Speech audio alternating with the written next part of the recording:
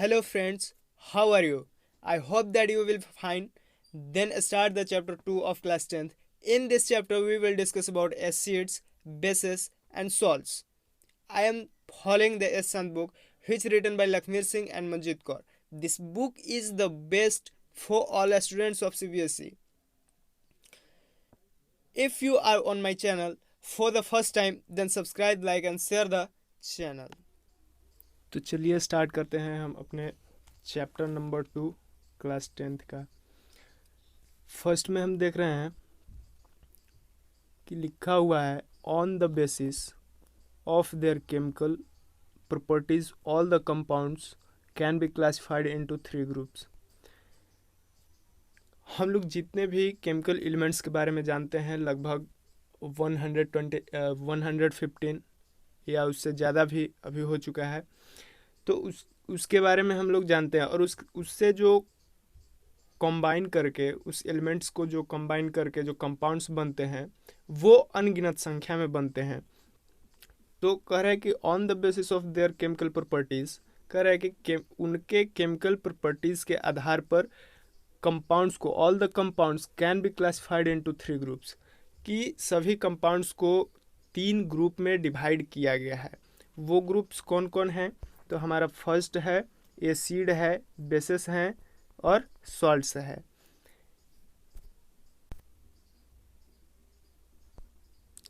तो इस चैप्टर में हम लोग पढ़ने वाले हैं एसिड, बेस और सॉल्ट। इन तीनों के बारे में हम लोग इसमें डिटेल में पढ़ेंगे। और डिटेल में पढ़ने से पहले हम जान लेते हैं कि एसिड की पहचान हम कैसे करेंगे, एसिड का पहचान कैसे करेंगे, बेस का पहचान कैसे करेंगे। तो इनके आइडेंटिफिकेशन के लिए, इनको पहचानने के लिए हम लोग इंडिकेटर या टेस्टर का इस्तेमाल करते हैं। जैसे कि हमें जब इलेक्ट्रिसिटी चेक करना होता है घर में तो एक टेस्टर लाते हैं, उसको जो है फेज में टच करके देखते हैं।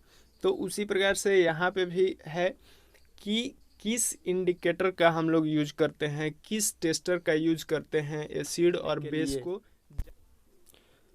तो हम लोग टेस्टर के फॉर्म में इन 3 चीज़ों का यूज करते हैं। किसका? लिटमस का, मिथाइल ऑरेंज का, फिनोल्फथलीन का, और भी ऐसे केमिकल्स हैं जिनसे हम एसिड और पहले हम लोग देख लेते हैं कि इस चैप्टर में क्या क्या पढ़ना है, किसके बारे में जानकारी लेनी है। तो फर्स्ट है हमारा indicators for testing acid and bases. Indicator acid और बेस के टेस्टिंग के लिए किस इंडिकेटर का यूज करना है उसके बारे में पढ़ेंगे। Acid their properties, acid and their properties, acid के प्रॉपर्टीज़ के बारे में पढ़ना है। फिर बेसिस और उसके प्रॉपर्टीज़ के बारे में पढ़ना है। Strength of acids and everyday life, हमारे जीवन में पीएच स्केल का क्या महत्व, मतलब हमारे लाइफ में पीएच स्केल का क्या इम्पोर्टेंस है, क्या महत्व है, उसके बारे में जानेंगे। उसके बाद में salts and their properties, salt के बारे में पढ़ना है जिसको हम लोग हिंदी में लवण बोलते हैं। तो साल्ट्स और उसके प्रॉपर्टीज़ के बारे में पढ़ेंगे। फिर है केमिकल फ्रॉम कॉमन साल्ट, जो हमारे पास कॉमन साल्ट्स होते हैं उसके केमिकल फॉर्म के बारे में पढ़ना है। फिर है sodium hydroxide, washing soda, baking soda. तो सोडियम हाइड्रोक्साइड के बारे में पढ़ेंगे, वॉशिंग सोडा के बारे में पढ़ेंगे, बेकिंग सोडा क्या है, ब्लीचिंग पाउडर और प्लास्टर ऑफ पेरिस, इसके बारे में हम लोग इस चैप्टर में जानेंगे। तो गाइज ये सब जानने से पहले मेरा रिक्वेस्ट होगा कि आप चैनल को सब्सक्राइब करें, लाइक करें और वीडियो को शेयर ज़रूर करें। तो लिटमस जो होता है हमारे लेबोरेटरी में पेपर फॉर्म में पाया जाता है। तो उससे हम लोग कैसे पता कर सकते हैं कि कोई सॉल्यूशन जो है एसिडिक नेचर का है, बेसिक नेचर का है। तो यहाँ पर आपको दिखाया जा रहा है कि an acid turns blue litmus to red. यदि ब्लू लिटमस पेपर को हम लोग एसिड में डुबोते हैं या डालते हैं तो वो एसिड जो है क्या करता है कि हमारे ब्लू लिटमस पेपर को रेड कर देता है। तो हम लोग जान पाएंगे कि यह सॉल्यूशन जो है एसिडिक नेचर का है। सेकंड हमारा है कि base turns red litmus to blue, और उसी रेड लिटमस को यदि बेसिक सॉल्यूशन में डालते हैं तो वह क्या करता है कि हमारे रेड लिटमस को ब्लू कर देता है। तो इस प्रकार से हम लोग लिटमस के द्वारा जान पाते हैं कि कोई जो सॉल्यूशन है एसिडिक नेचर का है या बेसिक नेचर का है। और साथ ही साथ बताया गया है कि लिटमस जो है एक कैसा इंडिकेटर है, नेचुरल इंडिकेटर है। इसको हम लोग प्राप्त कहाँ से करते हैं, तो यह एक लाइकेन से प्राप्त किया जाता है। लाइकेन क्या है, तो लाइकेन एक प्रकार का पौधा होता है, प्लांट्स होता है, जिससे हम लोग क्या करते हैं, लिटमस को प्राप्त करते हैं। और सेकेंड हमारा है मिथाइल ऑरेंज। मिथाइल ऑरेंज से भी हम लोग इसको जान सकते हैं कि कौन सा सॉल्यूशन जो है एसिडिक नेचर का है या बेसिक नेचर का है। और जो हमारे पास मिथाइल ऑरेंज और फिनोफ्थलीन जो है वो सिंथेटिक इंडिकेटर्स हैं। सिंथेटिक इसलिए कहा जा रहा है क्योंकि वो जो है हमारे द्वारा ही बनाया जाता है लेबोरेटरी में। तो कह रहे हैं कि मिथाइल ऑरेंज जो है indicators gives red colour in acidic solution. Methyl orange acidic solution में जब हम डालते हैं तो वह जो है रेड कलर देता है, यानी कि एसिड सॉल्यूशन जो है मिथाइल ऑरेंज को क्या कर देता है, रेड कर देता है। सेकेंड है methyl orange indicators gives yellow colour in the basic solution. करें कि बेसिक सॉल्यूशन में हम यदि मिथाइल ऑरेंज को डालें तो वह हमें येलो कलर देता है, यानी कि मिथाइल ऑरेंज को जब हम बेसिक सॉल्यूशन में डालेंगे तो हमें जो है येलो कलर मिलेगा, यानी कि जब येलो कलर मिलेगा तो हम जान पाएंगे कि यह जो सॉल्यूशन है बेसिक है। और जब रेड कलर मिलेगा मिथाइल ऑरेंज को डालने से किसी सॉल्यूशन में तो हम लोग जानेंगे कि वह जो सॉल्यूशन है एसिडिक नेचर का है। नेक्स्ट है फिनोल्फ्थलीन के बारे में। फिनोल्फ्थलीन इंडिकेटर जो है यह जो है एसिड सॉल्यूशन में कलरलेस हो जाता है। यह अपना कलर को क्या करता है, त्याग देता है। और फिनोल्फ्थलीन को जब हम बेसिक सॉल्यूशन में डालते हैं तो यह हमें पिंक कलर देता है। तो हम लोगों ने जाना था कि लाइकेन जो है एक प्रकार का नेचुरल इंडिकेटर है। यह जो है थैलोफाइटा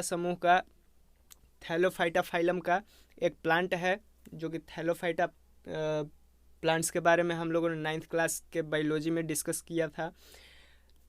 और भी नेचुरल इंडिकेटर्स हैं, वो है हमारा टर्मरिक है, रेड कैबेज है। अब आते हैं ऑल्फैक्टरी इंडिकेटर्स। ऑल्फैक्टरी इंडिकेटर्स का मतलब क्या है, ऑल्फैक्टरी से मतलब होता है स्मेल का। तो एसिडिक और बेसिक सॉल्यूशन को हम लोग सेंस ऑफ स्मेल से भी समझ सकते हैं, जिसको हम लोग ऑल्फैक्टरी इंडिकेटर्स कहते हैं। कहा जा रहा है कि those substance whose smell changes in acidic और basic solution are called olfactory indicators. कह रहे कि वे सब्सटेंस जो अपने स्मेल को एसिडिक और बेसिक सॉल्यूशन में चेंज करते हैं उसको हम लोग क्या बोलते हैं, ऑल्फैक्टरी इंडिकेटर्स। जैसे कि दिखाया गया है ऑनियन और वैनिला। ऑनियन और वैनिला जो है क्या है, ऑल्फैक्टरी इंडिकेटर्स है। तो ओनियन को हम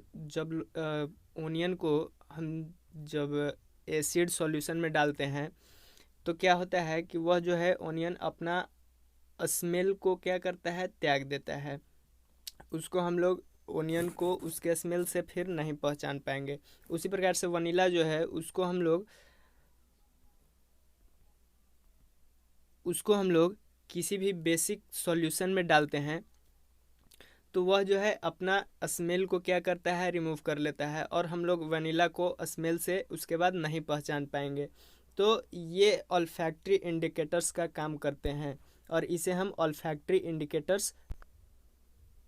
ये आपके स्क्रीन पे कुछ क्वेश्चंस दिखाई दे रहे होंगे, जिसको आपको स्क्रीनशॉट ले लेना है और उसके बाद में इसको सॉल्व करके खुद से ट्राई करना है। अब आते हैं एसिड्स के बारे में। एसिड्स क्या होता है,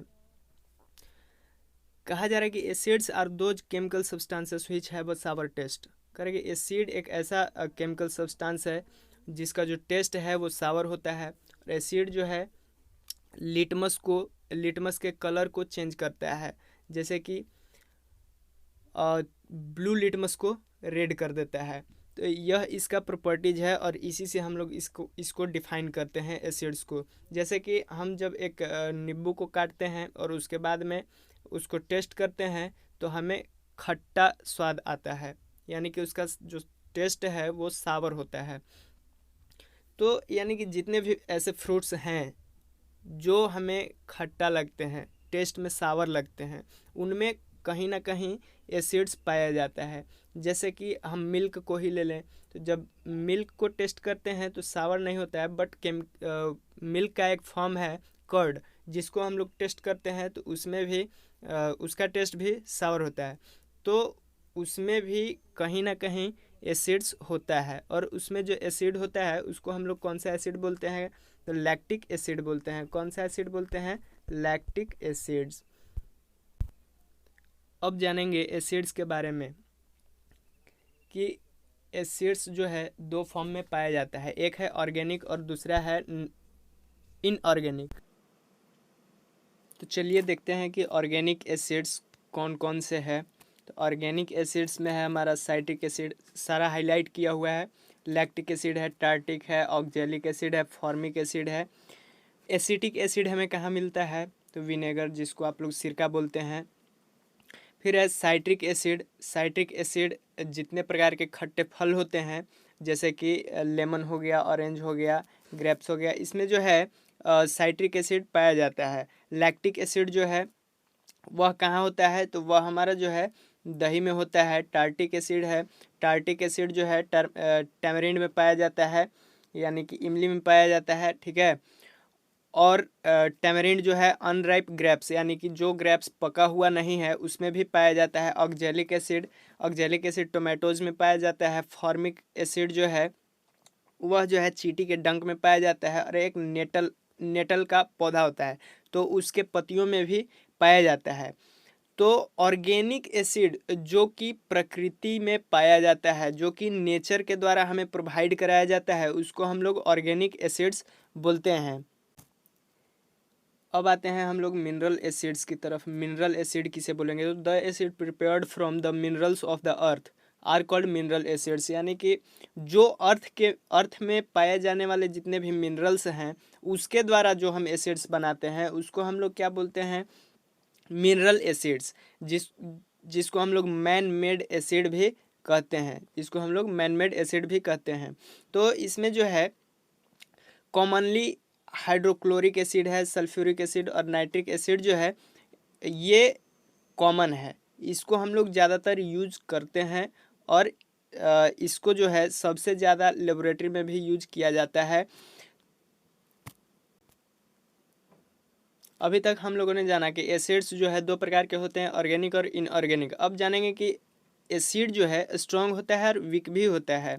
यानी कि एसिड जो है वो स्ट्रॉन्ग होता है, यानी कि प्रबल होता है, उसमें कैपेसिटी ज़्यादा होती है। एसिड्स आप लोग सुने होंगे कि एसिड अटैक हो गया। एसिड अटैक में क्या क्या होता है कि एसिड्स के द्वारा अटैक किया जाता है किसी पे।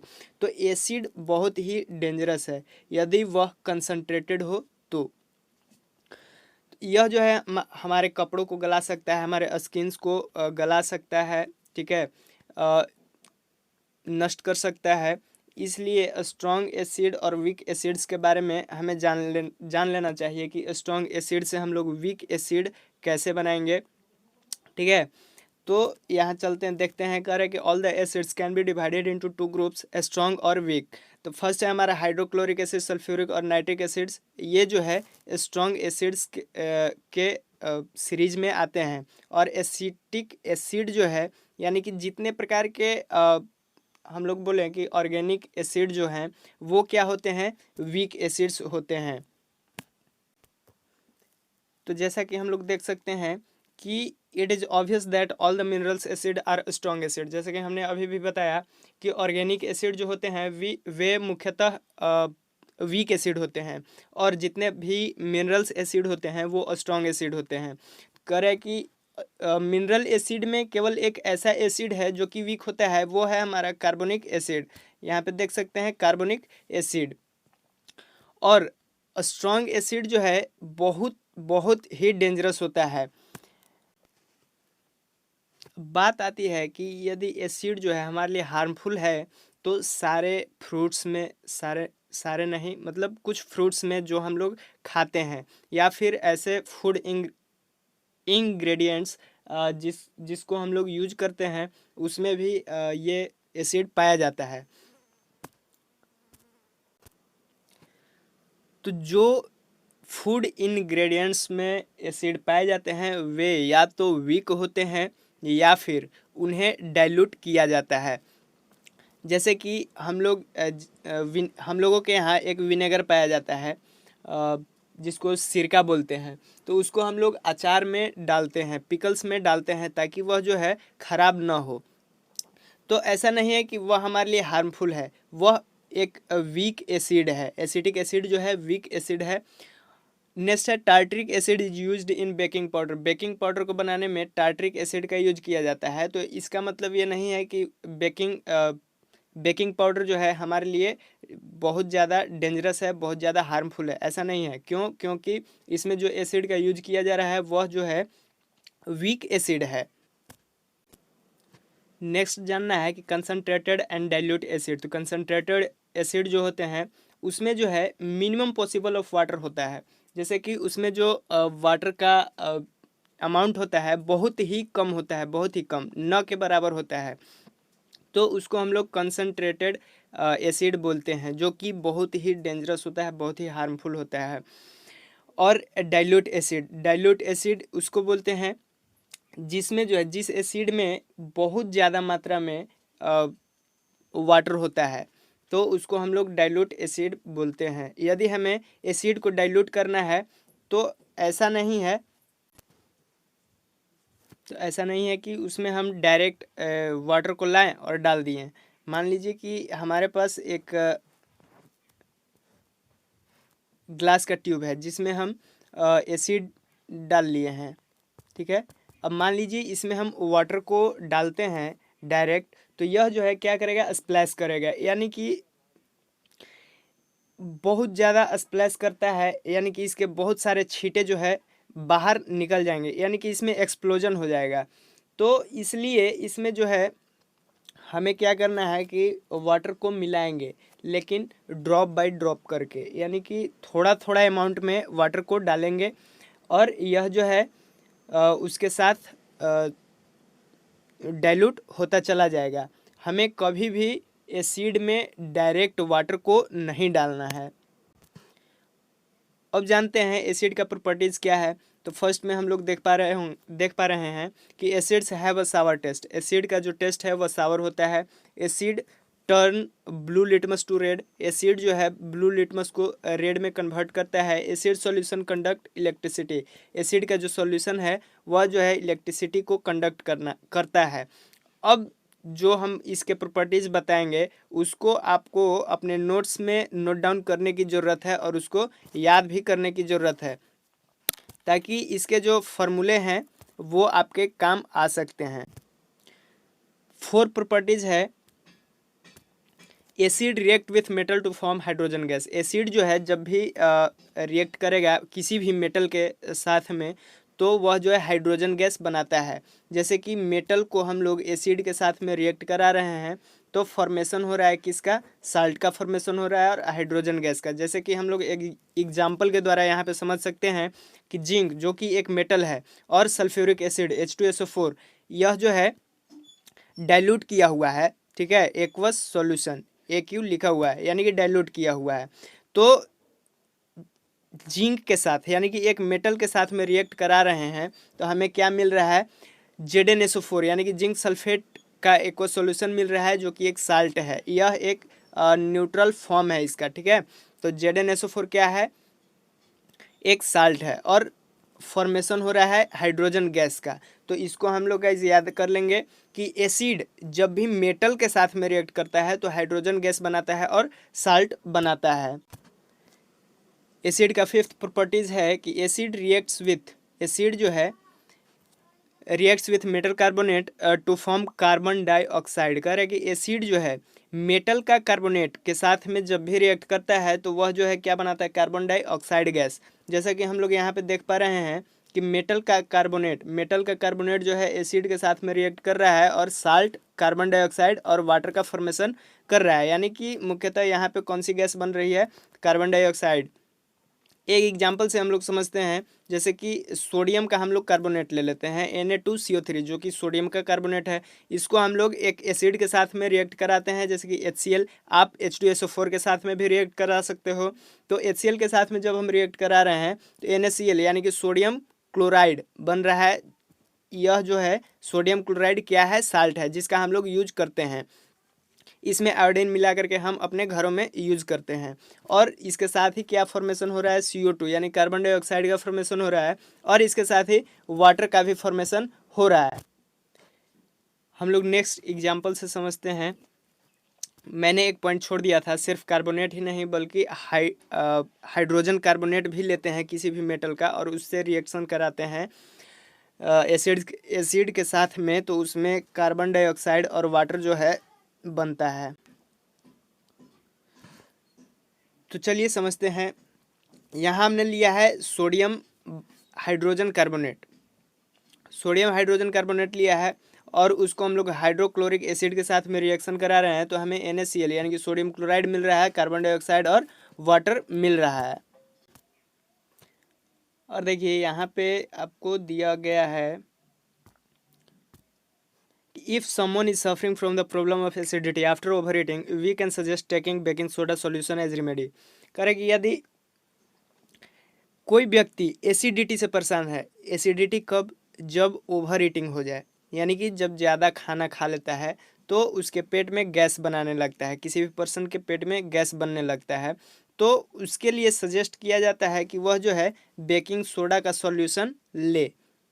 बेकिंग सोडा का सॉल्यूशन इसलिए दिया जाता है कि यह जो है बेकिंग सोडा, एक इसका जो नेचर है वह बेसिक नेचर का होता है, और वह जो है हमारे स्टमक में मौजूद HCl से रिएक्ट करके क्या करता है, उसको न्यूट्रलाइज कर देता है, जिससे कि हमारे स्टमक में जो एसिड बन रहा था, जो एसिड का फॉर्मेशन हो रहा था ओवर ईटिंग की वजह से, वह न्यूट्रलाइज हो जाता है और एसिड का फॉर्मेशन बंद हो जाता है, जिससे कि हमें राहत मिल जाती है। नेक्स्ट है सिक्स्थ प्रॉपर्टीज है एसिड का, कि acid react with bases to form salt and water. करें कि एसिड जब बेस के साथ में रिएक्ट करेगा, यानी अल्कलीज से रिएक्ट करेगा, बेस आगे बताया जाएगा, ठीक है। तो अभी इतना जान लेते हैं कि यह जो है एसिड बेस के साथ में रिएक्ट करेगा तो क्या क्या फॉर्मेशन करता है, तो साल्ट का फॉर्मेशन करता है, जो कि न्यूट्रलाइज होने के बाद में देता है, और इसके साथ ही वाटर का भी फॉर्मेशन होता है। इसे हम लोग न्यूट्रलाइजेशन रिएक्शन भी कहते हैं। कह रहे हैं कि the reaction between an acid and a base to form salt and water is called neutralisation reaction. कह रहा है कि वह रिएक्शन जो कि एसिड और बेस के बीच में होता है, तो वह जो है क्या बनाता है, साल्ट और वाटर बनाता है, जिस रिएक्शन को हम लोग न्यूट्रलाइजेशन रिएक्शन कहते हैं। इसे भी हम लोग एक एग्जाम्पल के द्वारा समझ लेते हैं, जैसे कि NaOH जो है HCl से रिएक्ट कर रहा है। NaOH क्या है, एक बेस है, सोडियम हाइड्रोक्साइड, यानी कि बेस को हम लोग इस प्रकार से भी पहचान सकते हैं कि जितने भी OH लगा हो, जैसे कि हाइड्रोक्साइड, सोडियम हाइड्रोक्साइड है, आयरन हाइड्रोक्साइड, खैर छोड़िए उसको हम लोग बाद में जानेंगे, बेस टॉपिक जब आएगा तब हम लोग क्लियरली समझ लेंगे। हम लोग देखते हैं कि इसको जो NaOH सोडियम हाइड्रोक्साइड है, जो कि एक बेस है, इसको हम लोग HCl के साथ में रिएक्ट कराते हैं, जो कि एसिड है। तो बेस को एसिड के साथ में रिएक्ट करा रहे हैं, जिससे रिएक्शन के बाद क्या बन रहा है, तो NaCl का फॉर्मेशन कर रहा है, जो कि NaCl क्या है, सोडियम क्लोराइड, एक साल्ट है, और इसके साथ ही वाटर बन रहा है। तो इसको हम लोग अपने कॉपी में नोट डाउन कर लेंगे कि न्यूट्रलाइजेशन रिएक्शन क्या है, what is the neutralisation reaction. तो when a base reacts with an acid to form salts and water is called neutralization reaction। Next property है हमारा कि acid reacts with metal oxide. Acid जो है metal के oxide के साथ में रिएक्ट करता है, तब जो है साल्ट और वाटर बनाता है, यानी कि मेटल का ऑक्साइड, कोई भी मेटल ले लेते हैं उसका ऑक्साइड ले लेते हैं, जैसे कि कॉपर ऑक्साइड है, ठीक है, iron oxide, sorry ferrous oxide है, फेरिक ऑक्साइड है, मर्क्यूरस ऑक्साइड है, मर्क्यूरिक ऑक्साइड है, ये सारे ऑक्साइड्स को लेकर के हम लोग एसिड के साथ में रिएक्ट कराते हैं तो हमें जो है साल्ट और वाटर मिलता है। तो जितने भी हमने अभी तक एसिड के साथ रिएक्ट किए गए फार्मूले को बताया है, इसको आप लोग अपने कॉपी में नोट डाउन कर ले, कॉपी में ही नहीं बल्कि अपने दिमाग में उसको बिठा लें, क्योंकि यह जो है एग्ज़ाम के व्यू से भी बहुत ज़्यादा इम्पोर्टेंट होता है। तो देखते हैं कि कॉपर ऑक्साइड, कॉपर का ऑक्साइड है यानी कि क्यूप्रस ऑक्साइड है। तो क्यूप्रस ऑक्साइड को हम लोग हाइड्रोक्लोरिक एसिड के साथ में रिएक्ट करा रहे हैं, जिससे कि हमें क्या मिल रहा है, तो CuCl2 यानी कि क्यूप्रस क्लोराइड मिल रहा है। तो यह एक क्या है, यह एक साल्ट है और इसके साथ ही वाटर का भी फॉर्मेशन हो रहा है। और यह जो है इसका लास्ट प्रॉपर्टीज़ है, एसिड हैव कोरोसिव नेचर। यह जो है किसी भी चीज़ को क्या करता है कि रस्ट करता है। एसिड जो है यदि हम इसे मेटल में डालते हैं तो क्या करता है कि यह जो है मेटल को धीरे धीरे ईट अप कर देता है यानी कि उसको खोखला कर देता है। जैसे कि मैंने पहले भी बताया था कि एसिड जो है उसको क्लॉथ पे हम डालें, वुड पे डालें या फिर हमारे स्किन पर ही पड़ जाता है तो वह क्या करता है, पूरी तरीके से बर्न कर देता है। तो यह हमारे साथ ही नहीं और क्लॉथ्स पर ही नहीं बल्कि यह जो है मेटल के साथ भी ऐसा रिएक्ट करता है। ये सिर्फ जितने भी मिनरल एसिड्स होते हैं वो, और जो वीक एसिड्स हैं वो धीरे धीरे रिएक्ट करते हैं। यानी कि हमें कभी भी एसिड्स को रखना है तो हम मेटल के कंटेनर में नहीं रख सकते हैं, क्योंकि कुछ दिनों बाद यह जो है मेटल को कोरोड कर देगा और क्या करेगा कि उससे बाहर निकल जाएगा। कोरोड करना मीन्स क्या है कि उसको जो है रस्ट कर देगा, उसको जो है फोड़ देगा। तो फ्रेंड्स, हमने एसिड्स के बारे में बहुत सारी जानकारियाँ ली हैं, ठीक है। और मुझे उम्मीद है कि आपने पूरी कंसंट्रेशन के साथ में इसको समझा होगा और इसके लिए आपके बुक के माध्यम से क्वेश्चंस दिया गया है, इसको आप लोग स्क्रीनशॉट ले लें और अपने कॉपी में इसको नोट डाउन करें, इसका आंसर बनाएं, इसको सॉल्व करें। उसके बाद मेरे पास इसे सेंड करना है, ठीक है, ताकि मैं इसका पूरी तरीके से जांच कर सकूं। तो गाइज वहाँ पे 1 to 8 था, यहाँ पे 9 to 14 दिख रहा है आपके स्क्रीन पे, इसको स्क्रीनशॉट ले ले। और नेक्स्ट जो है 15 to 20 इसका स्क्रीनशॉट ले लें और इसे अपने नोटबुक में लिखें और इसका आंसर करें। अब हम लोग जानेंगे कि सारे एसिड में कॉमन क्या है। करेंगे what do all acids have in common. सारे एसिड्स में कॉमन बातें क्या है, तो सारे एसिड्स में कॉमन थिंग्स क्या है। करें कि a common thing in all the acids is that they produce hydrogen ions when dissolve in water. करें कि जितने प्रकार के एसिड्स होते हैं सब में जो है हाइड्रोजन आयन पाया जाता है। यानी दूसरे शब्दों में हम लोग कह सकते हैं कि it is the presence of hydrogen ions which gives an acid solution it's acidic properties. जैसे कि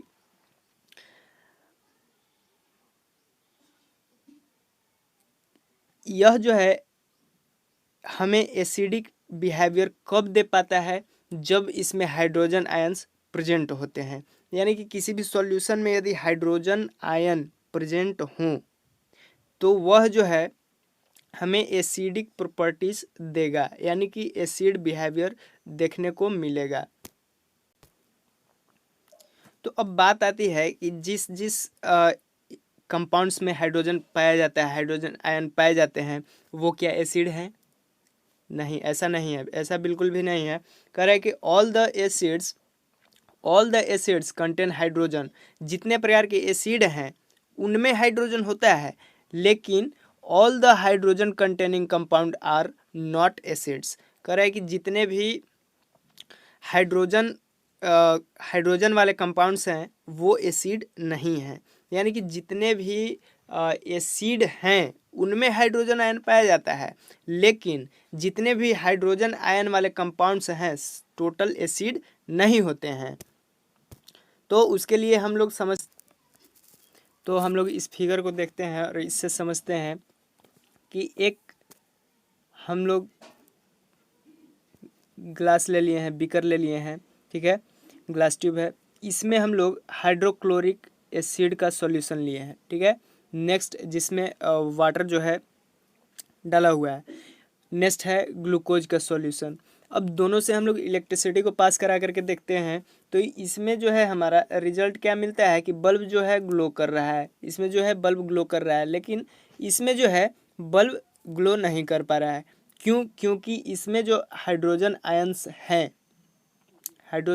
हैं तो वे जो है क्या कर रहे हैं कि इलेक्ट्रिसिटी को पास कराने में हेल्प कर रहे हैं, बट इसमें जो है क्या कर रहा है कि हाइड्रोजन आयन जो है वह जो है इलेक्ट्रिसिटी को पास नहीं करा पा रहा है। यानी कि पहले भी हम लोगों ने एक प्रॉपर्टीज़ में पढ़ा था कि एसिड का जो नेचर है, प्रॉपर्टीज़ है, वह जो है इलेक्ट्रिसिटी को कंडक्ट करा सकता है, लेकिन ग्लूकोज जो है यह एसिड नहीं है, जिसके वजह से यह जो है इलेक्ट्रिसिटी को पास नहीं करा पा रहा है। और भी हम लोग अलग अलग एग्जाम्पल्स लेकर के समझेंगे इस सॉल्यूशन के द्वारा कि सल्फ्यूरिक एसिड लेते हैं और ग्लूकोज, फिर हम लोग अल्कोहल भी लेते हैं और हाइड्रोक्लोरिक एसिड भी लेकर के देखते हैं। तो उसमें जो है जब हम एसिड का सॉल्यूशन लेंगे तो वह जो इलेक्ट्रिसिटी को कंडक्ट कराता है, बट अल्कोहल जो है और ग्लूकोज जो है ये क्या कराते हैं कि इलेक्ट्रिसिटी को कंडक्ट नहीं करा पाते हैं। क्यों? क्योंकि ये एक एसिड नहीं है। और इसका एक प्रॉपर्टीज़ ये भी है कि एसिड जो है do not show acidic behaviour in the absence of water. हम लोग ऐसा जानते हैं कि एसिड जो है सिर्फ वाटर के प्रेजेंट में ही एसिडिक बिहेवियर करता है। जैसे कि इसको हम लोग एक एग्जांपल से इसको भी समझते हैं, एक एक्सपेरिमेंट से इसको भी समझते हैं। इस एक्सपेरिमेंट में हम लोगों ने सोडियम क्लोराइड को लिया है और इसमें जो है H2SO4 कंसनट्रेटेड H2SO4 डाला जा रहा है।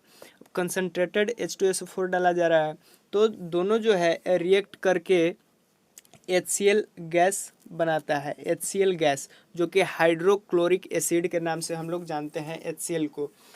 तो यह एक गैस के फॉर्म में निकल रहा है। यदि हम इसके पास में एक सूखे हुए लिटमस पेपर को लाते हैं तो इसके प्रॉपर्टीज़ के हिसाब से, एसिड के प्रॉपर्टीज़ के हिसाब से इस ब्लू लिटमस पेपर को रेड हो जाना चाहिए था, बट ऐसा यहाँ पे नहीं हो रहा है क्योंकि यहाँ पे दिखाया जा रहा है कि नो चेंज इन कलर, ऐसा नहीं हो रहा है।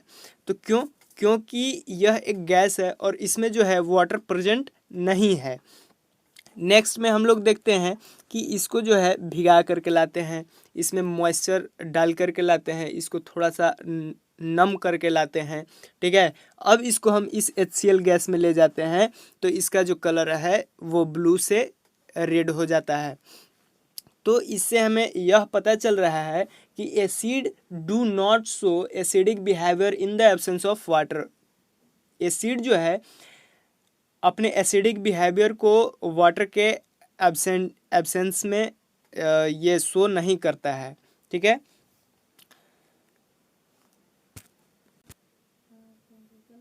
तो यहाँ पर हम देख सकते हैं कि मिनरल्स एसिड का इंडस्ट्री में हम यूज कहाँ कहाँ करते हैं।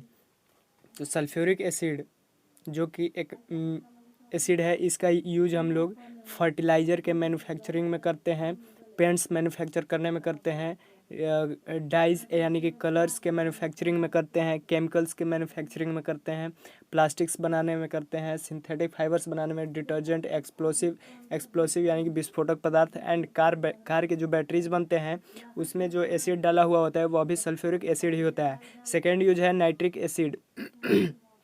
इसका यूज हम लोग फर्टिलाइज़र में भी करते हैं, जैसे कि अमोनियम नाइट्रेट जो फर्टिलाइज़र बनाया जाता है उसमें, एक्सप्लोसिव में यानी कि जो TNT बनाया जाता है ट्राई नाइट्रोट्यूलिन, उसमें जो है नाइट्रिक एसिड रहता है, प्रेजेंट रहता है। और डाइज और प्लास्टिक्स में भी नाइट्रिक एसिड का यूज किया जाता है। फिर थर्ड है हाइड्रोक्लोरिक एसिड का यूज हम लोग फिल्मों में ऑक्साइड को रिमूव करने के लिए किया जाता है। फिर स्टील के सामान बनाने में यूज किया जाता है, या फिर किसी भी मेटल्स को जब गैल्वेनाइज करना होता है उसमें हाइड्रोक्लोरिक एसिड का यूज करते हैं। फिर है कि इसका जो यूज है बॉयलर्स में भी किया जाता है, और इसका जो है टेक्सटाइल में भी यूज किया जाता है। टेक्सटाइल कहने का मतलब जो कपड़े के उद्योग हैं उसमें हाइड्रोक्लोरिक एसिड का यूज किया जाता है। फूड में यूज किया जाता है, और लेदर इंडस्ट्रीज में हाइड्रोक्लोरिक एसिड का यूज किया जाता है। और आपके स्क्रीन पे ये जो क्वेश्चंस दिखाया जा रहा है इसको आप लोग स्क्रीनशॉट ले लें, और इसको बनाना अनिवार्य है, और इसको बना करके मुझे सबमिट करें। अब हम लोग समझते हैं बेस क्या है। तो कहा जा रहा है कि base are those chemical substances which have a bitter taste. कह रहा है कि बेस जो है ऐसा केमिकल सब्सटेंस है जिसका जो टेस्ट है वह बिटर होता है, यानी कड़वा होता है। हम लोग जब करेला को खाते हैं, नीम के पत्ते को खाते हैं, तो वो जो है टेस्ट में कैसा होता है, कड़वा होता है। या फिर एक चूने को हम लोग अपने माउथ में रख करके उसका टेस्ट ट्राई कर सकते हैं कि उसका जो टेस्ट होता है कैसा होता है। तो इसको हम लोग इस प्रकार से डिफाइन कर सकते हैं कि a base is a chemical substance which can neutralise an acid. कि बेस एक ऐसा केमिकल सब्सटेंस है जो कि एसिड को क्या करता है, न्यूट्रलाइज करता है। और हमने पहले भी एसिड के प्रॉपर्टीज़ में इस चीज़ को देख चुके हैं। नेक्स्ट पढ़ना है कि वाटर सोल्यूबल बेसेस। कह रहा है कि वैसा बेस जो वाटर में सोल्यूबल है, वैसे बेस जो कि वाटर में पूरी तरीके से सोल्यूबल है उसको हम लोग अल्कली के नाम से जानते हैं। अब देखते हैं कि what do all the bases in the common. सारे बेस में कॉमन क्या होता है। कह रहे कि a base is a substance which dissolves in water to produce a hydroxide ion OH minus ions in solution. कह रहा है कि जितने भी बेस हैं उन्हें यदि वाटर में डिसॉल्व किया जाए तो वो क्या करते हैं कि हाइड्रोक्साइड आयन देते हैं। एसिड क्या दे रहा था, हाइड्रोजन आयन दे रहा था, हाइड्रोजन आयन को प्रोड्यूस कर रहा था। यह जो है कौन सा आयन देता है, हाइड्रोक्साइड आयन देता है। तो सारे बेसिस में कॉमन है कि वह जो है हाइड्रो ऑक्साइड आयन देगा ही देगा। अब देखते हैं प्रॉपर्टीज ऑफ बेसेस कि बेस के प्रॉपर्टीज़ क्या है। हमने उस समय एसिड के प्रॉपर्टीज़ के बारे में पढ़ा था, अब बेस के प्रॉपर्टीज़ के बारे में पढ़ेंगे। बेसेस है बिटर टेस्ट। बेस का जो टेस्ट है वो बिटर होगा। Base feel soapy to touch. Base को यदि हम टच करें तो वो कैसा महसूस होगा, एकदम सॉपी यानी कि स्लिपरी। उसको टच करेंगे तो बहुत ही चिकना फील होता है। फिर bases turns red litmus to blue. Base जो है वो रेड लिटमस को ब्लू करता है, एक प्रॉपर्टीज ये भी है। नेक्स्ट प्रॉपर्टीज है कि bases conduct electricity in solution. Base जो है एक सॉल्यूशन में इलेक्ट्रिसिटी को कंडक्ट करेगा। नेक्स्ट इसका प्रॉपर्टीज है कि bases react with some metals to form hydrogen gas. Base जो है कुछ मेटल के साथ में रिएक्ट करके हाइड्रोजन गैस बनाता है। जैसे कि इसको हम एक एग्जाम्पल के द्वारा समझते हैं कि यह जो सोडियम हाइड्रोक्साइड है यह क्या है, एक बेस है, सोडियम हाइड्रोक्साइड। यानी कि मैंने पहले भी बताया था कि जिस मेटल में हाइड्रोक्साइड लग गया समझिए वो क्या है, वह एक बेस है। मतलब यह पूरे तरीके से हम सही नहीं कर सकते, लेकिन अधिकांश देखने के लिए हमें यही मिलेगा कि जिसमें हाइड्रोक्साइड लग गया वह जो है बेस है। तो सोडियम हाइड्रोक्साइड को हम एक मेटल के साथ में रिएक्ट कराते हैं जिससे क्या बनता है, साल्ट बनता है और हाइड्रोजन गैस बनता है। नेक्स्ट प्रॉपर्टीज हम देख रहे हैं कि bases reacts with acid to form salts and water. Base जो है वो एसिड से रिएक्ट करके साल्ट और वाटर बनाता है। जैसे कि NaOH सोडियम हाइड्रोक्साइड एक बेस है जिसको हम लोग एक एसिड के साथ में रिएक्शन करा रहे हैं H2SO4। तो यह क्या बना रहा है कि सोडियम सल्फेट बना रहा है, Na2SO4 यानी कि सोडियम सल्फेट बना रहा है और वाटर बना रहा है। हमने इसको पहले भी पढ़ चुका था कि एक एसिड जो है एक बेस के साथ में रिएक्ट करता है तो वह साल्ट और वाटर बनाता है। नेक्स्ट प्रॉपर्टी, नेक्स्ट जैसा कि हम देख पा रहे हैं कि bases reacts with non metal oxide to form salt and water. कह रहे हैं कि बेस जो है नॉन मेटल के ऑक्साइड के साथ में रिएक्ट करता है तो वह जो है साल्ट और वाटर बनाता है, यानी कि नॉन मेटल का ऑक्साइड बेस के साथ में रिएक्ट करके साल्ट और वाटर बनाता है। एक एग्जाम्पल के द्वारा हम लोग इसको समझते हैं कि कैल्शियम हाइड्रोक्साइड जो कि एक बेस है, इसको कार्बन डाइऑक्साइड यानी कि नॉन मेटल ऑक्साइड के साथ में जब रिएक्शन कराते हैं तो कैल्शियम कार्बोनेट यानी कि यह जो है एक साल्ट है और वाटर बनाता है। अब हम लोग बेसिस का यूज देखेंगे, इसका यूज क्या क्या है, यूजेज ऑफ बेसिस। फर्स्ट इसका यूज है sodium hydroxide is used in the manufacture of shop paper and synthetic fibres called rayon. इसका सोडियम हाइड्रोक्साइड का यूज हम लोग सॉप बनाने में करते हैं, पेपर बनाने में, और सिंथेटिक फाइबर्स जिसका हम लोग चेयर पाइप वगैरह बनाते हैं। सॉरी, सिंथेटिक फाइबर वो नहीं है, सिंथेटिक फाइबर फर्स्ट है हमारा रेयॉन, जो कि पहला बार इसको बनाया गया था। तो इन सारे चीज़ों को बनाने में बेस का यूज हम लोग करते हैं। सेकंड है कैल्शियम हाइड्रोक्साइड, जिसको हम लोग स्लैक्ड लाइम यानी कि बुझा हुआ चूना भी कहते हैं। इसका यूज हम लोग किस लिए करते हैं, ब्लीचिंग पाउडर बनाने में इसका यूज किया जाता है, जो कि कीड़े मारने का दवा है। बरसात में इसे हम लोग ब्लीचिंग पाउडर को क्या करते हैं कि फंगस वगैरह से इन्फेक्शन से बचने के लिए इसको जगह जगह पर इसका छिड़काव किया जाता है ब्लीचिंग पाउडर का। थर्ड है इसका यूज कि magnesium hydroxide used an antacid to neutralise excess acid in this stomach and cure indigestion. Magnesium hydroxide जिसको हम लोग एंटासिड बोलते हैं, इसका हम लोग यूज किस लिए करते हैं, जब भी हमारे पेट में इनडाइजेशन होता है उसको क्योर करने के लिए मैग्नीशियम हाइड्रोक्साइड का यूज करते हैं। इसका एक दूसरा नाम मिल्क ऑफ मैग्नीशिया भी है। फोर्थ यूज है कि सोडियम कार्बोनेट का यूज वॉशिंग सोडा में किया जाता है और हार्ड वाटर को सॉफ्ट करने में किया जाता है। फिफ्थ इसका यूज है कि sodium hydrocarbonate is used as a baking soda in cooking food. करेंगे इसका यूज बेकिंग सोडा में भी किया जाता है, सोडियम हाइड्रोकार्बोनेट का, जो कि एक बेस है। और इन सोडा एसिड फायर एक्सटिंग्विशर, कह रहा है कि जो फायर एक्सटिंग्विशर होता है, जो कि आग बुझाने वाला होता है, अग्निशामक यंत्र, उसमें हम लोग इसका यूज करते हैं, किसका, सोडियम हाइड्रोकार्बोनेट।